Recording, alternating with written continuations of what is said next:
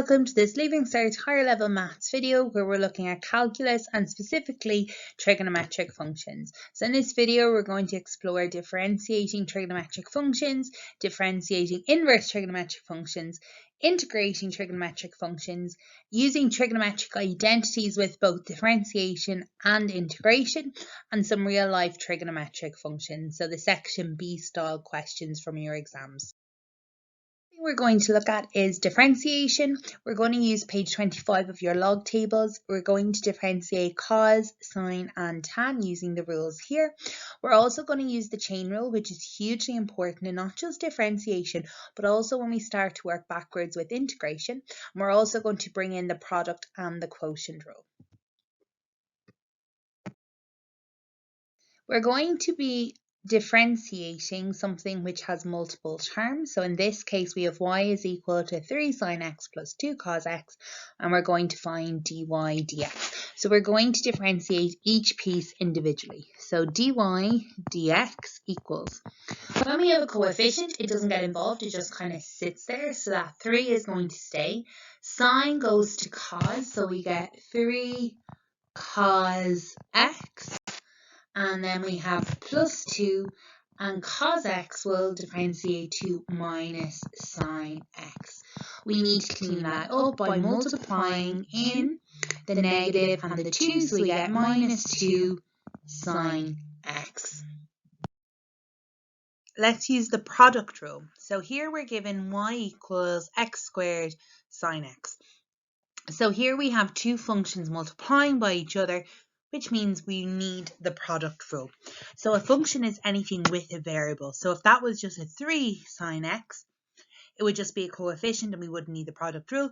But we have an x squared times sine x, which means we need our product rule. So let's break that down. Our product rule is down here on the bottom. We have u, the first part, and then v, that second part. So we start with u, and that is x squared. And we differentiate u with respect to x, and we get 2x. Our v is sine x, so we differentiate that with respect to x, and sine x differentiates to cos x. To get our dy dx, we have u, which is x squared times dv dx cos x, plus v, which is sine x times du dx, which is 2x. Now, a very common error that happens with our multiplication is trying to multiply our angle by whatever number is outside of the sine, the cos or the tan. So think of the sine x as its own little box and think of cos x as its own little box. And any multiplication that happens can only multiply by the whole thing and not by the angle. So what we mean by that is when I multiply that out, I have x squared cos x, and that's as simple as it can be, plus multiplying sine x by 2x, I get 2x sine x. You cannot multiply in and change the angle. The angle cannot change. So when we have the cos of the angle x, it stays cos of angle x. When we have sine of angle x, it stays sine of angle x. Any multiplication that happens, we'll just simply write it in front. So now let's look at the use of the chain rule. Now this is hugely important, not only in differentiation, but also when we move into the integration piece as well. So although this is the chain rule, my suggestion would be that you understand this and can work this very, very quickly with any question. So here we have y equals sine of 5x. Now in our log tables, page 25, our rule is sine x differentiates to cos x. So we're using that rule there. However, we don't have sine x, we have sine 5x, which means we have a function within the function. So if I were to differentiate this, so dy dx, I differentiate my sine 5x, which turns to cos 5x, but then I end up multiplying it by the derivative of the inner function. And here is my inner function, So the derivative of 5x is 5. So my final answer is going to be 5 cos 5x. So what that chain rule ends up looking like is that coefficient of the angle ends up multiplying in front of our derivative. So when we go from sine to cos, we get 5 cos 5x. So let's look at another version of the chain rule. So here we have y equals cos of 3x plus 2. Again, if we go to our log tables, cos of x differentiates to minus sine of x, but we have more than just an x. We have a 3x plus 2, and this is our inner function. So first thing we're going to do is we're going to differentiate with respect to x. So cos turns to minus sine and the angle stays the same. So when we differentiate and when we integrate as well, our angle is never going to change. So that stays the same. But to correct this, to make it correct, we have to multiply by the derivative of the inner function. So that 3x plus 2, we need to differentiate it. So when we differentiate 3x, I get 3 and 2 disappears. So I end up multiplying that by 3. So I get minus 3 sine 3x plus 2. Remember, any multiplication that happens, it sticks in front of the sine or cos or tan. It can never change the angle. So let's look at kind of a double chain rule question. Here we have the chain rule because we have a power, but also a chain rule because we have a coefficient on the angle. So we have a double angle, 2x. So the first thing I'd suggest to do is rewrite the power in a way that kind of makes a bit more sense to us. So this is sine 2x all to the power of 3. So when we're dealing with any trigonometric functions, we have powers that are written inside of the sine, cos and tan. So between sine, cos, tan and the angle. So we'd have sine cubed 2x, which basically means sine of 2x all to be cubed. Now this is the chain rule in the sense that it's a bracket to a power. So when we have a bracket to a power, our rule is we bring down our power. We take one away from our power. Sorry, bring down the power is actually 3. Bring down our power, take one away from our power. And then you multiply by the derivative of the inner function. And in this case, this is our inner function. So we need to differentiate sine of 2x. So going to our log tables, sine differentiates to cos, that's cos of 2x. But because there is a 2 there, we end up having to multiply that by 2 as well, because that inner function is in itself a chain rule. So if I have sine 2x and I want to differentiate it, I basically end up bringing that to cos 2x, multiplying by the derivative of the inner function, which is multiplying it by 2. The quicker you can do this, the easier it could be to do those questions. The next thing we need to do is do a little bit of cleanup. So I can multiply the 3 by the 2 because they're both numbers. So that gives me 3 times 2 is 6. I have a sine 2x all to be squared, so I'm going to rewrite that as sine squared 2x, and then I have a cos 2x. And they can just be written side by side, no need for brackets, and that will mean multiplication. So let's look at the use of a quotient rule when we're working with our trigonometric functions. So if f of x is equal to 1 plus sine x over cos x, show that f dash of x, the derivative of the function, is equal to 1 plus sine x over cos squared x. And hence evaluate f dash of pi. So basically the derivative when x equals pi. So let's start. We definitely have the quotient rule for our function because we have a fraction. So let's start with that. So u is our top line. So u is 1 plus sine x. We differentiate that with respect to x, and the 1 disappears and sine comes to cos. V is our bottom line, so that's cos x, and dv dx, so differentiating that with respect to x gives us minus sine x.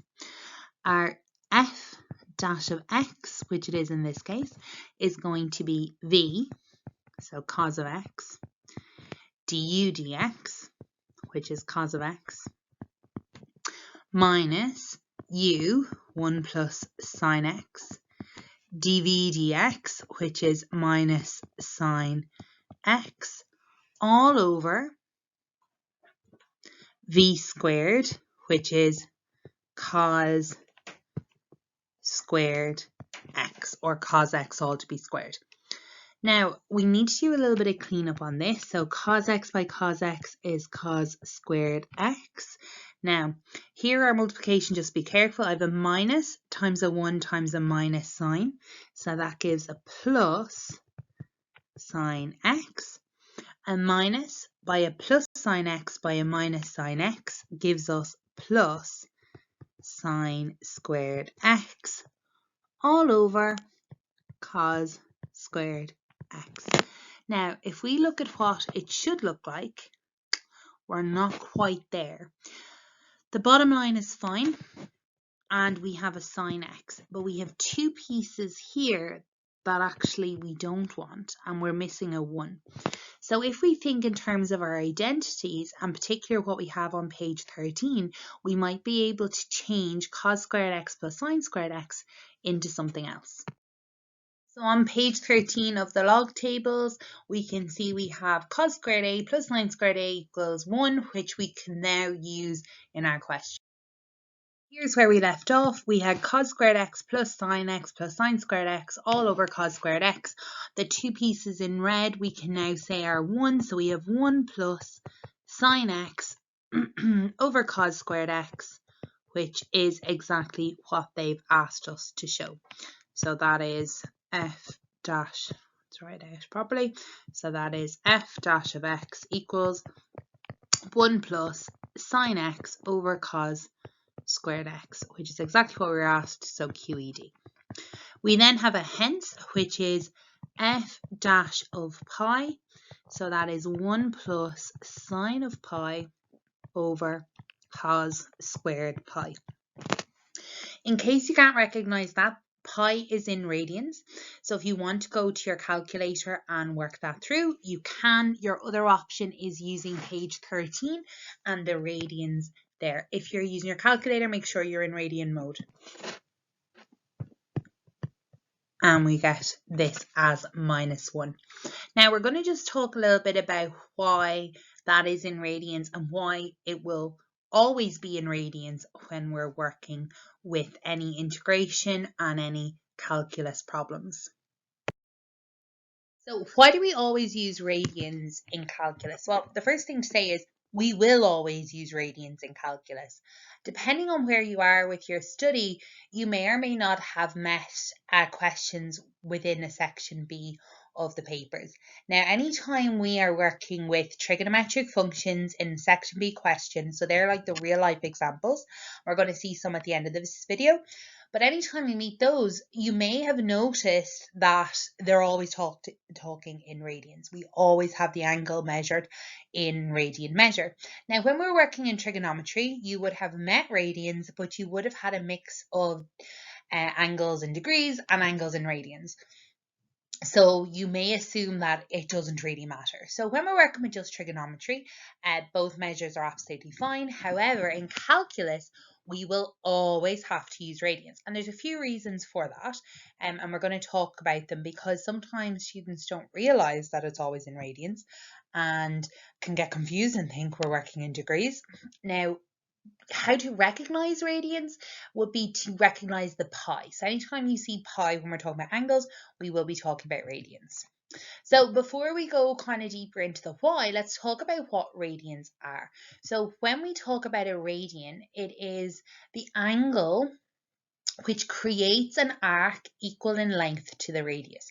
So basically, if you look over there on the right, we have a sector, and the sector has radius r, but the length of the arc of that sector is also r. When that happens, that is known as 1 radian. So in any circle, which is usually 360 degrees, we can now think of that as 2 pi. So that's our most basic kind of conversion. 360 degrees, 2 pi. Think about the circumference of the circle, which is 2 pi r, which is basically I have 2 pi radians times r because there's 2 pi of these sectors happening, which basically gives us our circumference. So radians make a huge amount of sense.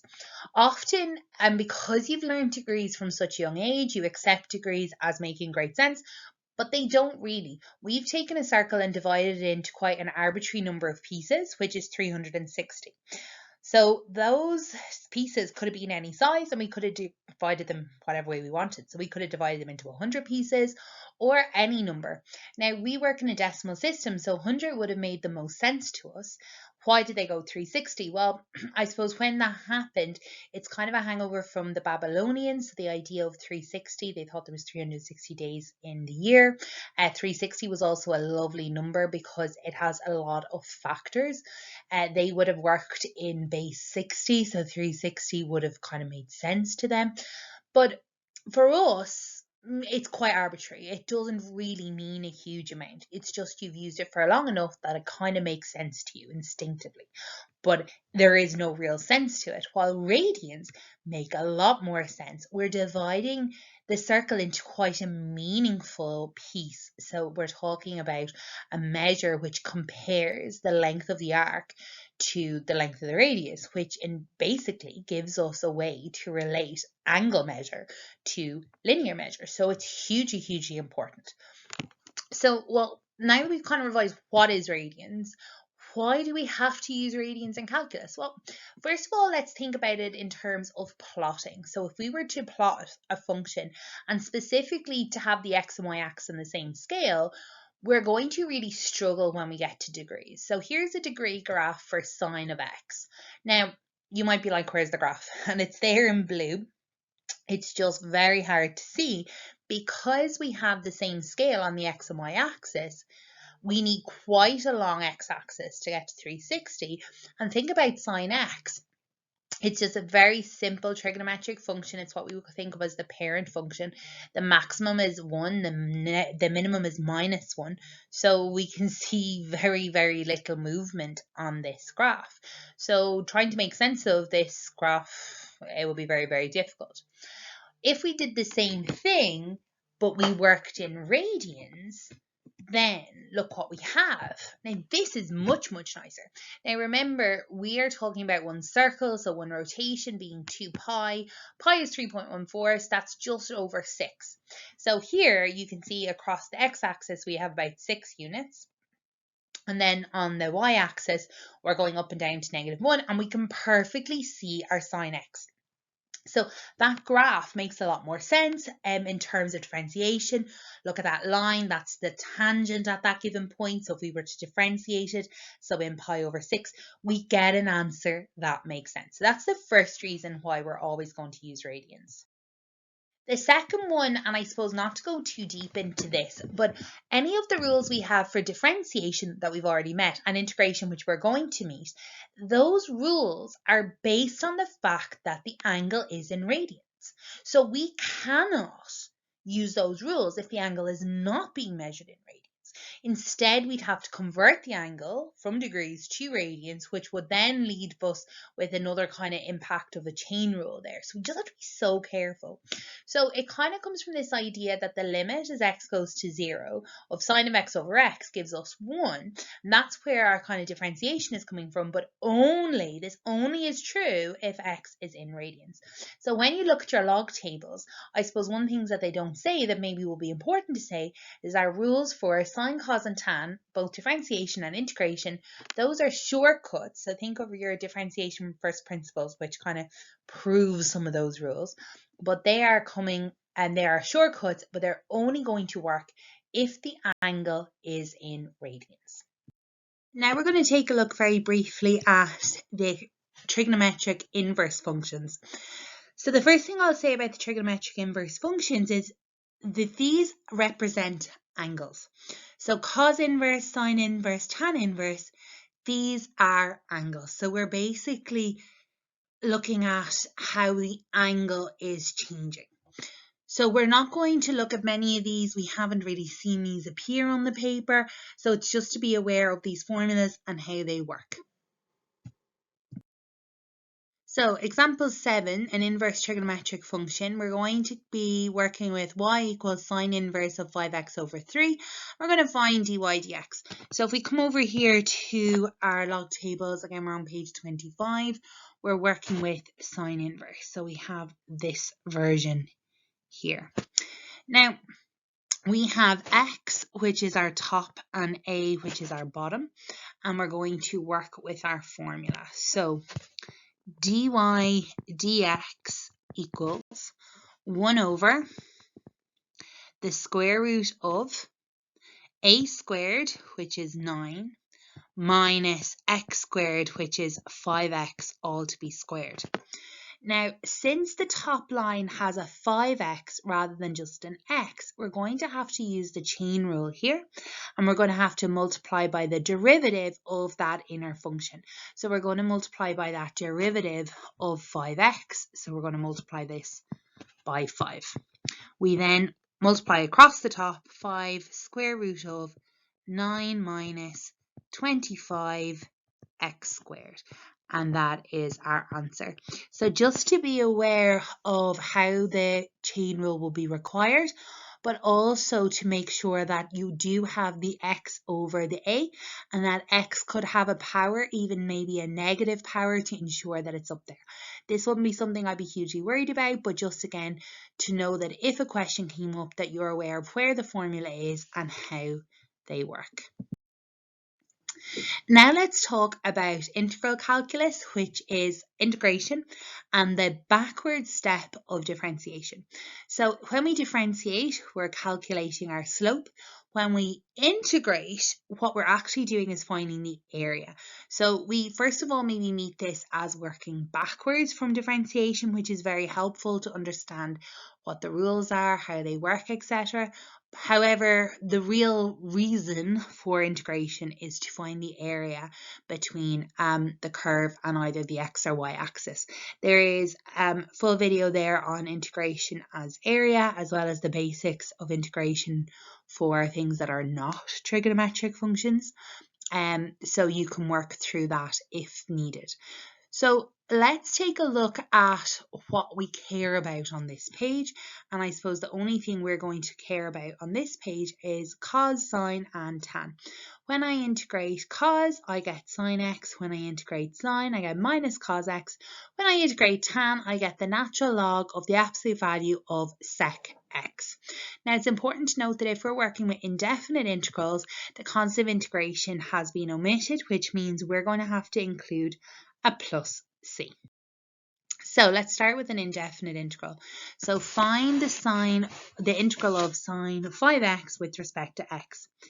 Now, our integration is quite straightforward on the course. We use very, very little of that page 26. We're only working the first box. We can't really do anything complicated. And that's the first thing I would make sure that you're very clear about. If you've something that seems more complicated, or seems like it might need the product rule or quotient rule, you're going to have to do a little bit of work with your algebra before you start with your integration. When we're working with trigonometry, we may be able to use identities to simplify, which we'll see in one of the next examples. But what we do have, and probably the most complicated thing we have to do, is work with the idea of sine something x. So in this case, sine 5x, which is basically working backwards off the chain rule. And this is why that chain rule is so important, because when we come back to integrate, we don't have a chain rule, but we need to understand, well, how would we have got here? How would we have differentiated this? And then how do we come back from that? So when I integrate this, my sine 5x, I go to my log tables, sine goes to minus cos. So remember, when we differentiate or integrate, we never change that angle, so it becomes minus cos 5x. If we were differentiating, we end up multiplying by the derivative of the inner function, so we'd multiply it by 5. So because we're differentiating and working backwards, we're going to end up dividing this by the derivative of that inner function, meaning we're going to divide that by 5. We also have a plus c, that constant of integration, and that's it. When we're working with indefinite integrals, don't forget that plus c, and then we're going to see questions where we're working with our limits of integration where we don't need to put in that c. So let's look at a definite integral where we're asked to evaluate between pi over 4 and pi over 2 cos of 2x dx. Now, remember we said that anytime we're working in calculus with trigonometric functions, we're dealing in radians. When we're working with definite integrals, first thing we need to do is work on the integration. So cos x is going to go to sine x, but this is going to be sine 2x, which means we're also going to need to divide that by r2. That's the backward step of the chain rule. So we're going to evaluate this between pi over 4 and pi over 2. We always bring the bigger number in first, so 2 times pi over 2 all over 2. We don't need our constant of integration here. There's no need, it would literally just cancel itself out. Pi over 4 over 2. This can go to your calculator. If you are going to your calculator, remember that you are in radians. If you want, you can work on page 13 because that's the sine of pi all over 2 minus the sine of pi over 2 all over 2. Here we get 0 minus, and then sine of pi over 2 is 1 over 2. So my answer here is minus a half. Now, here's an example from a mock paper that was asking us to evaluate this integral here. So we have evaluate between 0 and pi over 6 sine of 4x cos of 2x with respect to x. So we have a little bit of an issue here in the sense that we have something a little bit more complicated than simply just a term. We actually have a product. So we have a sine of 4x multiplied by cos of 2x. So we think, right, we have a product rule or something like that. But remember, in integration, we don't have anything more complicated than literally working with the terms or working with a little bit of chain rule with sine of 4x, for example. So the bottom line is we don't know how to integrate this piece. What we do know is that we have page 13, page 14, page 15 in our log tables full of identities, and those identities may be able to help us to break this product into either a sum or a difference. So let's explore what's available to us and what we can do. So looking through those pages, the best set of formulas that we have that will make the most sense to use are from page 15, and they're the products to sum and differences formulas. So here we have 4, so we need to choose which one best suits what we have. So we have sine and then cos, so the best one to use will be the second one here. Now we can see that there's a 2 in front that we don't have. So what we're going to do is we're going to take this equation and we're going to divide both sides by 2. So what we get is sine A cos B is equal to a half times, well, we can do a half of sine A plus B plus a half sine A minus B. Now you could do that all over 2. You could pull that half out to the front, whatever way you want to deal with it. So we're going to take our sine of 4x cos of 2x, and we're going to write that as a half. Now think of this as our A and this angle here as our B. So it's going to be a half sine A plus B, which is 6x, plus a half sine A minus B, which is 4x minus 2x, which is 2x.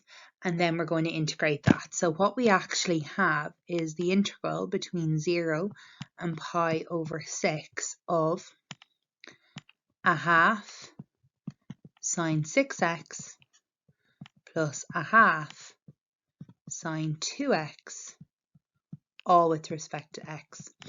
and that's something which we can integrate. So it's important to note that if we're working with integrals, when we have trigonometric functions, not to force things, not to kind of think, oh, I should be able to do this, or try to use a rule that doesn't exist. The only thing we can do is to break them down using our identities. So now let's actually integrate this. So the first thing we're going to have is a half. So you can think of that as sine 6x over 2. So sine is going to go to cos. So we've minus cos 6x. It's already over 2. And we're also going to divide that by 6. Now you can leave that half out in front. It's completely up to you. It'll work out the same whichever way you write it. This one we get minus, sine goes to cos again, cos 2x. This was already over 2, and we're also going to divide it by the coefficient of the angle, so that derivative of the inner function, which is 2. And we're going to do this between pi over 6 and 0. So let's do a little bit of cleanup before we do our substitution. So for our cleanup, we're going to just multiply out that bottom line. So we get equals minus cos 6x over 12 minus cos 2x over 4. We fill that in as minus cos 6 times, sorry, that's between 0 and pi over 6. So we put pi over 6 in here. That's all over 12. Minus cos of 2 pi over 6 all over 4. Then we take away minus cos 6 times 0 over 12 minus cos 2 times 0 over 4. Just be careful with that substitution of 0. Don't assume that you're going to get 0 as your answer. If you're working in your calculators, most of the calculators will put a bracket in here. So make sure that if you're using your calculator, you have the set of brackets out like this. If you put, for example, this bracket like around the 6 and then the pi over 6 separately, the calculator will read that as the cos of 6, multiply your answer by pi over 6. So it's important you put the brackets in the right place.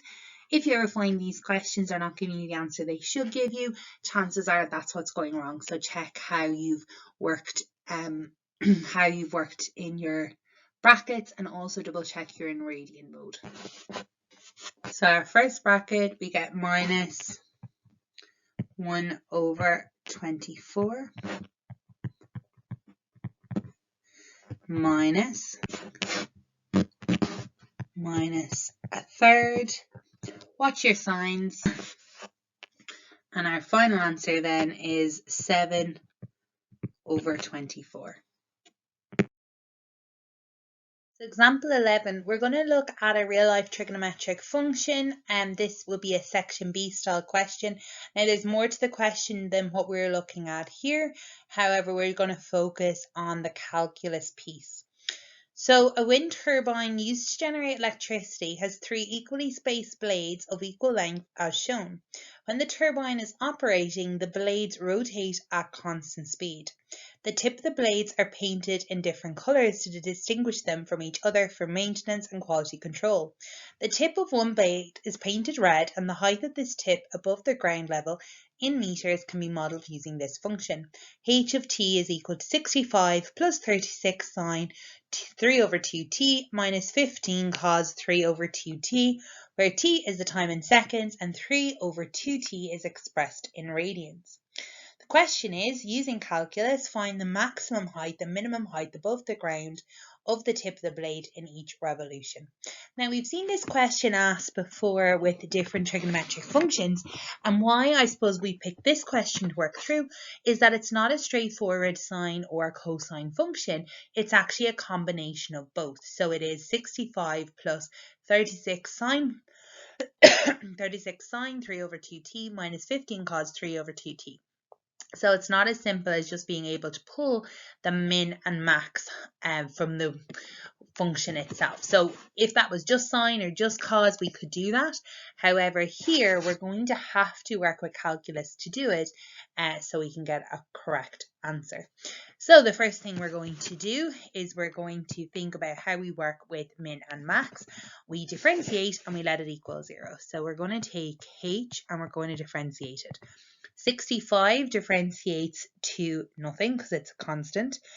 Now 36 sine of 3 over 2t, we end up with the 3 over 2 we're going to multiply in front, and then it's going to be 36, sine changes to cos and the angle stays exactly the same, minus 3 over 2, 15, cos turns to minus sine 3 over 2t. Want to do a little bit of cleanup on that. So 3 over 2 times 36 gives us 54 cos 3 over 2t. Now we have 3 over 2 by 15 and 2 minuses, so minus by minus is a plus. And here we get 22.5. I'm going to put it in a decimal. If you want to leave it as fraction, you can. And that's sine of 3 over 2t. So that's our derivative, h dash of t. In order to work out our min and max, we're going to let h dash of t, the derivative, equal to 0. So we get 54 cos of 3 over 2t plus 22.5 sine of 3 over 2t equals 0. Now, this is a little bit trickier because we have the cos and the sine within the equation.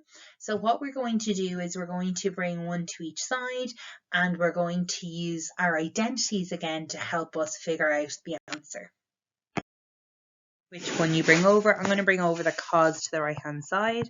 22.5 sine of 3 over 2t, and that equals minus 54 cos of 3 over 2t. Now, we really want to just have one thing that we can work with. At the moment, the sine and the cos, they're too complicated to work with individually. But we can, because both the angles are the same, we can use one of our identities from page 13, and that is that sine divided by cos gives us tan. So what I'm going to do is I'm going to divide this side by cos of 3 over 2t, and I'm also going to divide the left-hand side by that. What we end up with is sine divided by cos of the same angle, which will give us our tan. I'm also going to try to get the numbers on the same side.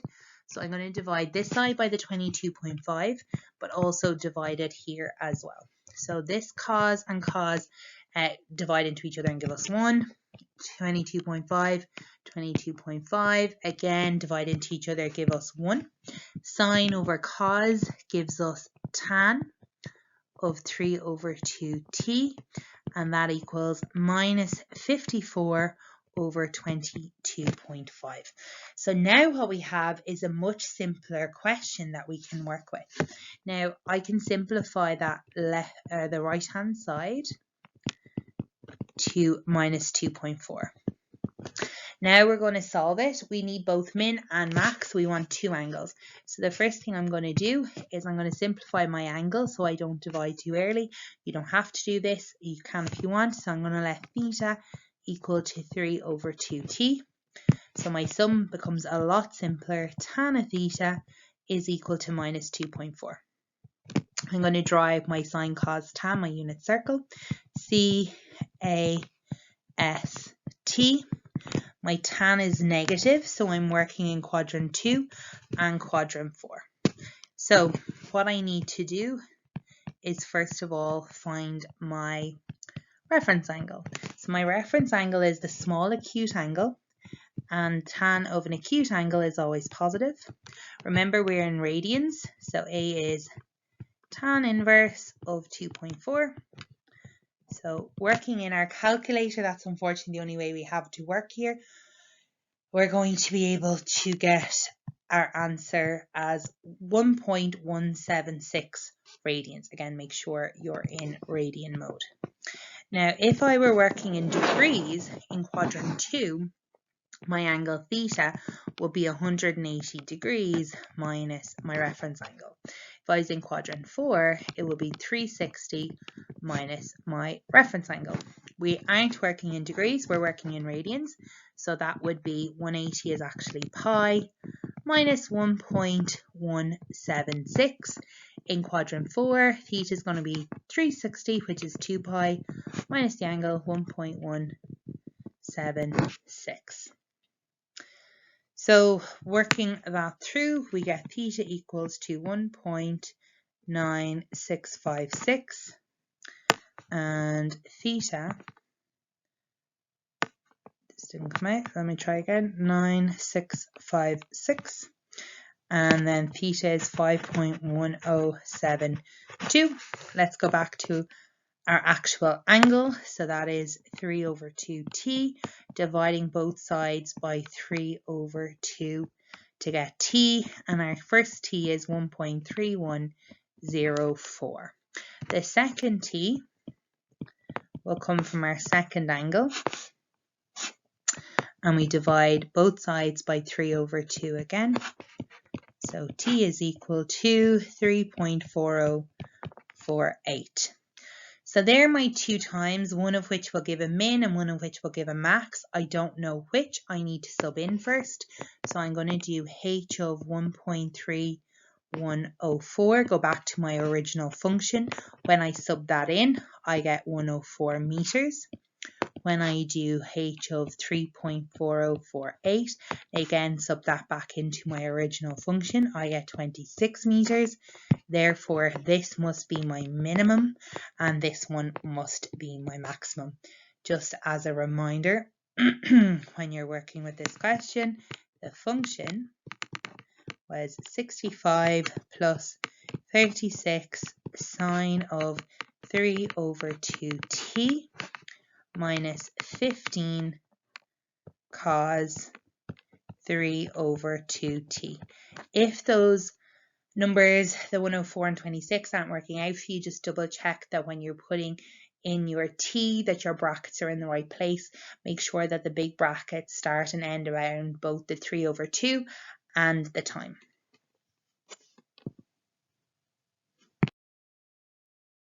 Example 12. The approximate length of the day in Galway, measured in hours from sunrise to sunset, may be calculated using this function. F of t equals 12.25 plus 4.75 sine of 2 pi over 365t, where t is the number of days after March 21st and 2 pi over 365t is expressed in radians. So again, we're not going to look at this whole question. We're going to isolate the calculus piece. So the first thing we're being asked to do is to find f dash of t, the derivative of f of t. So we go to our log tables to help us with regards our rule. We're going to first differentiate the 12.25. When we differentiate 12.25, it's a constant, so it's going to disappear. We then need to look at differentiating our sign. So what we end up with for f dash of t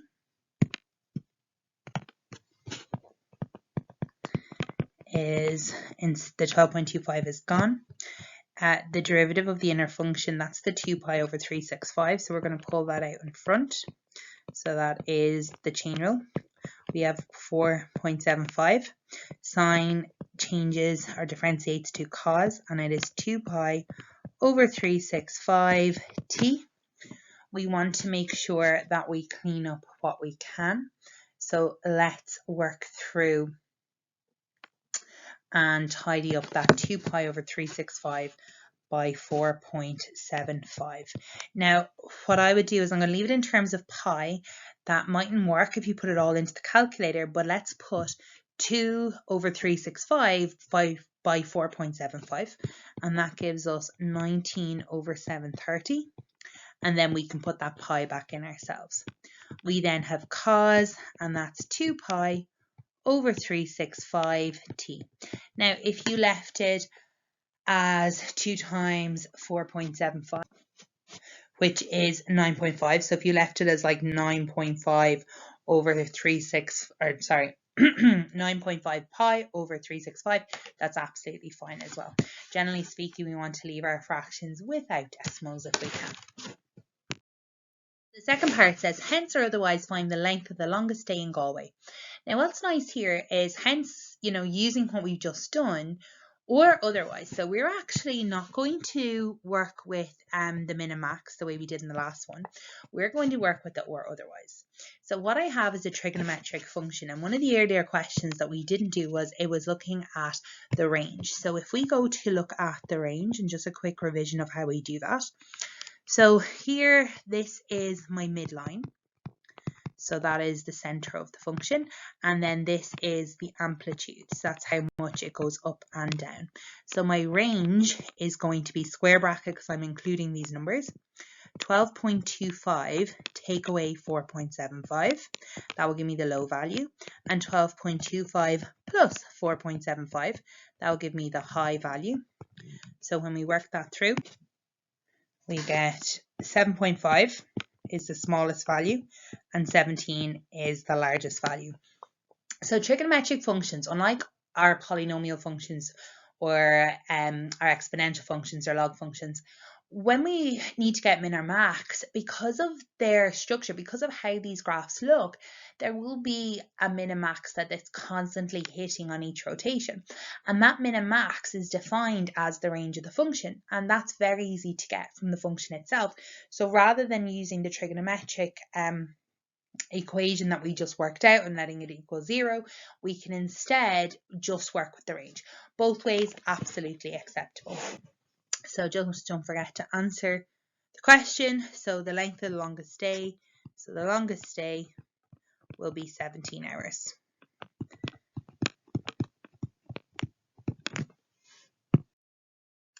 So part 3 asks us to use integration to find the average length of a day in Galway over 6 months from March 21st to September 21st, which is 184 days.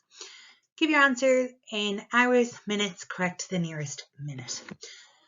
So even if they hadn't said to use integration, the word average points us towards the average value formula we have from integration. So that formula is 1 over b minus a, integrating the function between a and b, in this case the function f of t with respect to t.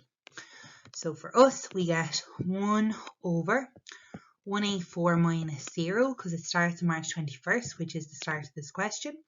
So we go from 0 to 184, and we want to integrate our 12.25 plus 4.75 sine of 2 pi over 365t, all with respect to t. So the first part simplifies to 1 over 184, and then we integrate. 12.25 gives us 12.25t. So even though we're working with trigonometric functions, if there's a constant will have only appeared from having had a t and then differentiated away. So when we're integrating, we give it back that t. We then have sine going to minus cos, so we're going to leave a plus 4.75 here. This turns into minus cos 2 pi over 365t. Because there is that coefficient in front of the angle, we're going to end up dividing by that. And we're going to then evaluate this between 0 and 184. So we're just going to do a little bit of cleanup here. So I have 1 over 184. This can still sit outside. 12.25t. Now, dividing by a fraction is the same as multiplying by their reciprocal. So if I have 4.75 and I divide it by 2 pi over 365, now you might want to take the pi out if you want to do this on your calculator and put it back in underneath. So this will give us the minus, pulling that out of the bracket, 6935 over 8 pi. We then have cos 2 pi over 365 t, and we're going to sub in 184 and 0. Now, if you don't simplify that, that's absolutely fine, because the final answer is basically an evaluation, so you can work in this whatever way you want, although it is always easier to put it into your calculator if you have it as simple as possible. So this 184 is going to sit outside. We then have 12.25 times 184 minus 6935 over 8 pi cos of 2 pi 365 times 184. And then we're going to, so this is a big bracket, minus 12.25 times 0 minus 6935 over 8 pi cos of 2 pi over 365 times 0. And then we have our square bracket. So I'm leaving that 1 over 184 till the end. I get in my first bracket 2520.843, rounding it, minus 275.934, which gives us 1 over 184, 2805.777, and our final answer is 15.24879. Now, this is in hours, but the question asked it for hours and minutes. So if you want to use the trick on your calculator, so the DMS button, the degree minute seconds, will do that. Otherwise, you can work out 0.24879 yourself. This works out as 15 hours and 15 minutes.